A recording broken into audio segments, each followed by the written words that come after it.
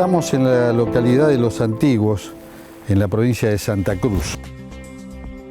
Bueno, es un valle bastante conocido por la producción que tiene y también por la belleza del lugar, ¿no?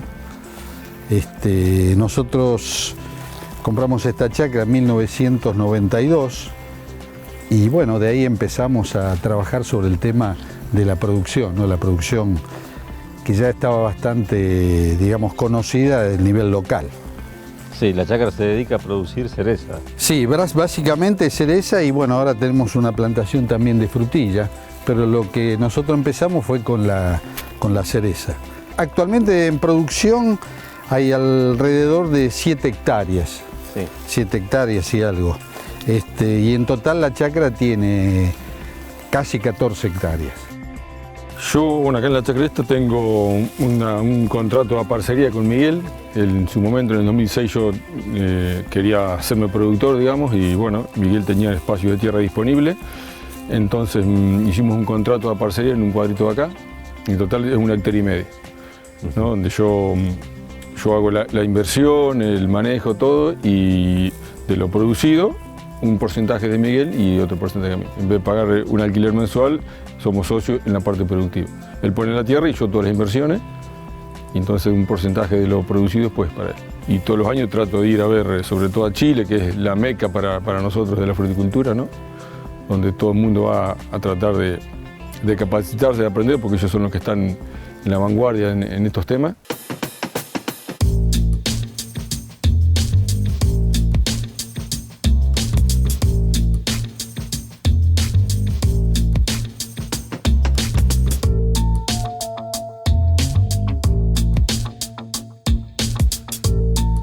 En primavera, en nuestros jardines, en nuestros patios y chacras, los árboles se llenan de flores. Es importante tener en cuenta la anatomía de las flores para saber cómo se producen los frutos en nuestros árboles frutales. La anatomía de la flor es el resultado de una rama modificada. Generalmente está constituida por 4 verticilos o pisos, compuestos por diversas hojas modificadas, las cuales se denominan antófilos. El perianto representa la parte no reproductiva y está formado por el cáliz y la corola. La corola se encuentra conformada por los pétalos, los cuales son los componentes coloridos de la flor. La función específica de los pétalos dentro de la anatomía de la flor es atraer a los agentes polinizadores por medio de sus fragancias y colores. El cáliz se encuentra debajo de los pétalos, es la parte verde de la flor. Sus piezas se denominan sépalos. El androceo es la parte sexual masculina. Su estructura lo conforman los estambres. Cada estambre se divide en 2 partes. El filamento es una hoja alargada que en la parte final presenta una pequeña bolsa la cual contiene polen. El gineceo es la parte sexual femenina de la flor. Es una pequeña hoja modificada generalmente de color verde. Los carpelos pueden estar unidos formando uno o más pistilos. Llamamos pistilo a el estigma, que se sitúa en la parte superior cumpliendo la función de receptáculo para recoger el polen. El estilo es el medio conductor de la flor para llevar el polen al ovario. El ovario significa la parte inferior más amplia y donde se encuentran los óvulos que serán fecundados por el polen. Las yemas redondas son de flor. Esto va a ser un grupo de flores. Lo que estamos viendo en color verde son los sépalos de la flor. Adentro están los pétalos de color blanco y los estambres y el estigma del ovario. Eso es lo que vamos a encontrar acá. En este caso las yemas vegetativas ya se han abierto y tenemos hojas. Y las yemas reproductivas, las yemas de flor, que son las redonditas, ya tienen la corola, vendría a ser asomada. Ya están más que hinchadas, se están reventando, ya están por florecer estas yemas. Esto es lo que habíamos visto, que es un grupo de yemas mixto, formado por yemas vegetativas y yemas reproductivas, yemas de flor. El eje floral es toda la estructura que soporta al resto de las partes que conforman la flor. Su imagen es similar a la de una copa y recibe la denominación de tálamo o receptáculo. Entre el tálamo y la planta se encuentra el pedúnculo. Así es como tenemos una flor completa, hermafrodita, es decir, con los 2 sexos en el mismo pie. Acá ya tenemos un grupo de yemas de flor que ya directamente florecieron y se puede ver claramente que es una flor hermafrodita formada, bueno, por los dos sexos. Y lo que está ocurriendo ahora en estos días es la polinización. Cuando hay polinización y fecundación, lo que va a ocurrir es que se va a empezar a formar un pequeño fruto. Van a caer dentro de unos días los pétalos y vamos a observar si hay o no frutos cuajados. Acá estamos hablando de esta variedad Sweetheart con flores hermafroditas. Hermafroditas, exacto. Entonces es muy productiva, la fruta no es súper grande, pero es muy firme, o sea que aguanta perfectamente ir a Buenos Aires, las exportaciones, aguanta perfecto. Entonces, una variedad que nos volvió a ser rentable la actividad en los antiguos. Estos árboles son autopolinizables o se polinizan entre sí, pero digamos con mucho más facilidad, por supuesto a partir de los insectos, con mucho más facilidad que antes. Antes también tampoco se traían colmenas, ahora sí ya tenemos contratada en determinado momento colmenas para ayudar a la polinización. ¿Qué es la polinización? Es el paso o transferencia de polen al ovario, transferencia de gametofitos masculinos del polen a los gametofitos femeninos de la ovocélula. La polinización ocurre cuando las anteras se abren y liberan el polen. El polen puede volar, caer o ser depositado por abejas en el estigma. La abeja es el principal insecto polinizador, además de moscas, polillas, mariposas, etc. Sin su existencia, la producción de alimentos sería mínima al no producirse frutos en las plantas. Una vez que el polen llega al estigma, emite un fino filamento que se llama tubo polínico. Este tubo se extiende por el estilo y llega al interior del ovario, donde se pone en contacto con la ovocélula femenina y le transfiere los gametofitos masculinos. Allí se produce la fecundación y el paso siguiente es la formación de un embrión y la consiguiente maduración del fruto. Los amarillos son los estambres y en el centro está el gineceo con la parte femenina de la flor. Tenía 5 sépalos, esto tiene 5 pétalos. Y acá de nuevo lo que está ocurriendo es la polinización de la flor para formar fruto. Una vez que esa etapa pase, los pétalos se van a caer y los estambres también se van a caer. En esta flor es muy probable que ya haya terminado la polinización. Es normal que se le caigan los pétalos. Después se van a caer todos los estambres, se van a caer las partes sexuales de la flor. Y lo que va a empezar a ocurrir es que va a empezar a engrosarse esta parte del receptáculo para formar el fruto, el membrillo. Por eso que tengamos yemas de flor y que tengamos flores activas es importante para que tengamos fruta después. Así, la flor fecundada comienza a cambiar, perdiendo pétalos y estambres, dando lugar al crecimiento del ovario o al receptáculo, que culminará en un fruto maduro. Vos como productor, ¿qué tipo de cuidado? Porque supongo yo que habrás aprendido, que habrás ido cambiando técnicas. Ha sido una experiencia. ¿Qué labores culturales tenés en cuenta a la hora de producir? Las labores culturales son generales, ¿viste? Es decir, bueno, cuidado como ves de los árboles para las liebres. Después hay el riego, como ves, se hace riego por goteo. Antes en los otros árboles se hacía riego por canal, que era... Así se enfermaban los árboles, teníamos mucha... porque uno no sabe cuánta agua está aportando, pese que hay una resistencia por el tema del riego por goteo, por su costo. Pero eso redunda en un beneficio, ves que ningún árbol está enfermo, ni de esto ni los que tienen más edad. Entonces eso nos ha permitido, digamos, olvidarnos, entre comillas, de las enfermedades que puedan tener los árboles, pues controlamos el riego. Y después, bueno, se le da fertilización a través del riego, fertilización también tipo, digamos que absorbe el árbol por la hoja. Una planta que está bien fertilizada va a tener energía para crear ramas y para tener fruta.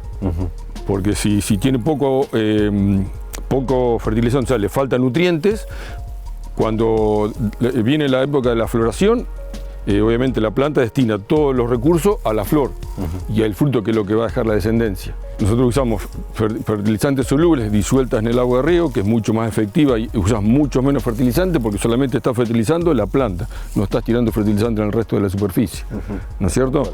Y después en los nutrientes, los micronutrientes que se llaman, que son los que la planta aprecia muy poquito, se los aplicamos con una pulverizadora. Mezclamos en agua con las pulverizadoras terrestres y que entra por hoja, y bañamos todas las hojas con eso.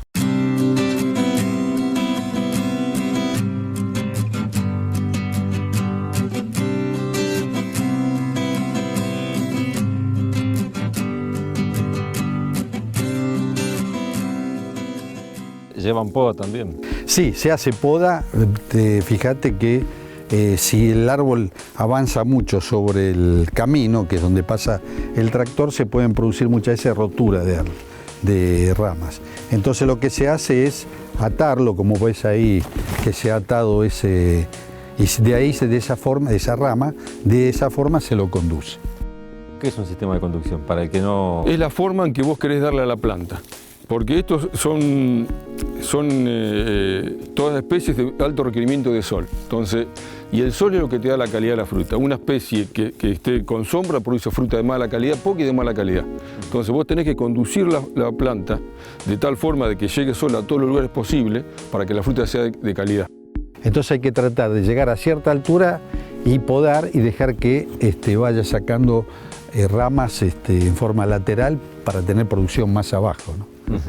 Eso tiene límites también, pero la idea es esa, ¿no? Y tener un tipo de, digamos, tipo pared de producción de cereza, ¿no? En estas ramas que están atadas, o sea, nosotros podemos entender que lo que es horizontal es producción.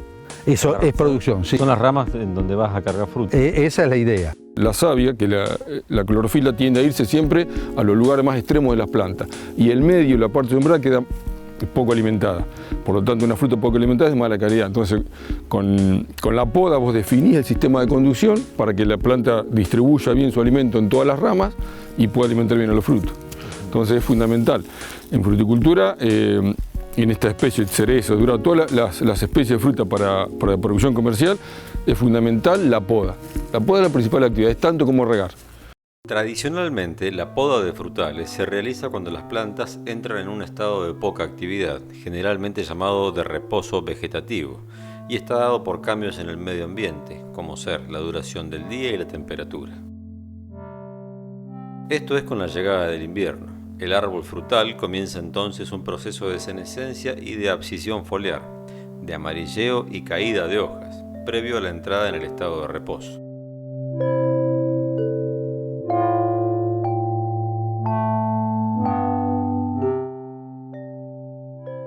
El saber popular dice, se poda en los meses sin R, mayo, junio, julio y agosto, y esto es así para nuestra latitud, son los meses que coinciden con el invierno.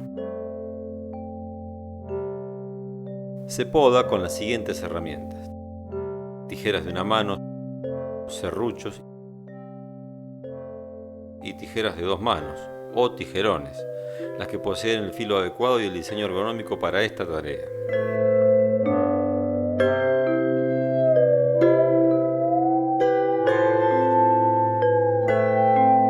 Es necesario podar un árbol frutal para que produzca más y mejor fruta. Una de las labores culturales que debemos realizar es la poda. Vamos a sacar, con esta tijera chica, vamos a tratar de sacar ramas que se están tocando, ramas que son muy verticales y ramas que puedan producir sombra cuando esto esté todo brotado. Así que las ramas que son verticales, que son las que nos producen mucho crecimiento vegetativo y le restan vigor a la planta y crecimiento reproductivo, o sea, flores y frutos, las vamos a ir cortando. El vigor se refiere a la dominancia en el árbol del crecimiento vegetativo, produciendo excesivas ramas y madera, todo de rápido crecimiento, en detrimento de la producción de flores y frutos. El vigor se expresa en un árbol por la verticalidad de las ramas que crecen, generalmente llamadas chupones, mientras que la horizontalidad induce la formación de yemas florales y frutos. Básicamente, esta rama que es vertical, que es vigorosa, que a veces le dicen chupones, se sacan de base. Ahí. En esta rama voy a hacer un despunte, acá.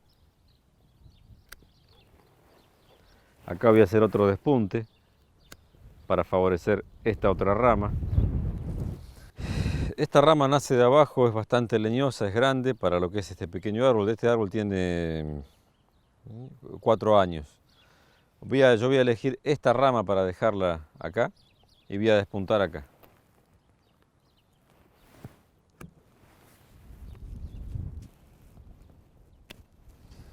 Esto que estamos haciendo acá es continuar con una poda de formación. Más que nada estamos corrigiendo el árbol. Está plantado hace aproximadamente 4 años, no tiene mucho crecimiento porque esta es una zona bastante azotada por el viento y que presenta problemas de agua precisamente en verano, cuando la planta necesita agua. Por eso los crecimientos acá son lentos. Cuando cortamos y extraemos ramas, debemos tener en cuenta distintos factores: la entrada de luz, el sombreado, la presencia y la estimulación de las yemas reproductivas, que son las de flor.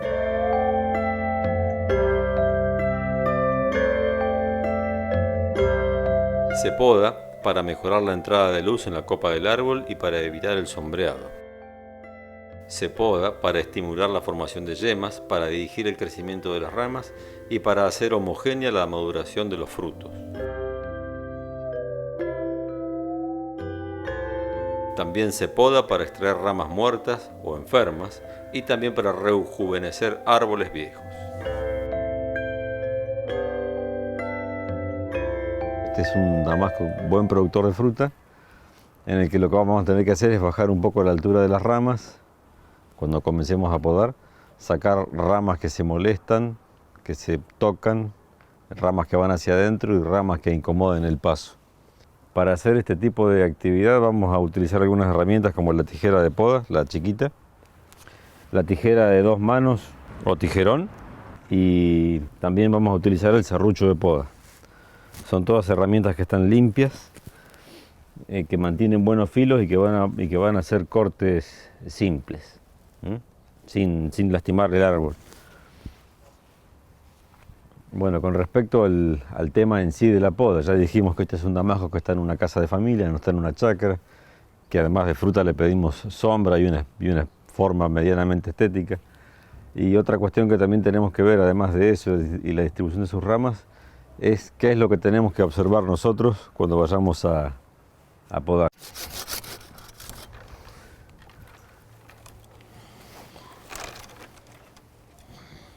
Ahí está. Este tipo de ramas gruesas se sacan con el serrucho y los cortes que se hacen son limpios, sin sacar corteza ni lastimar la rama. El corte tiene que ser limpio tanto acá como en el árbol.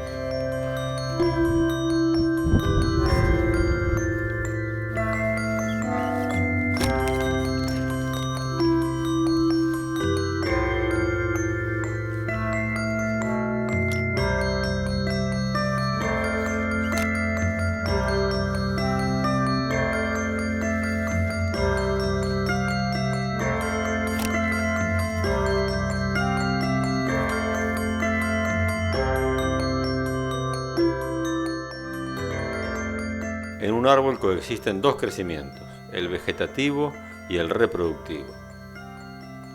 El crecimiento vegetativo dará como resultado la producción de ramas, hojas y madera. Es necesario para formar una adecuada estructura que soportará luego a la producción de frutos. El crecimiento reproductivo dará como resultado, luego de un proceso de diferenciación, la estimulación y el crecimiento de las yemas florales, flores polinizadas y fecundadas, luego frutos cuajados y por último, frutos maduros.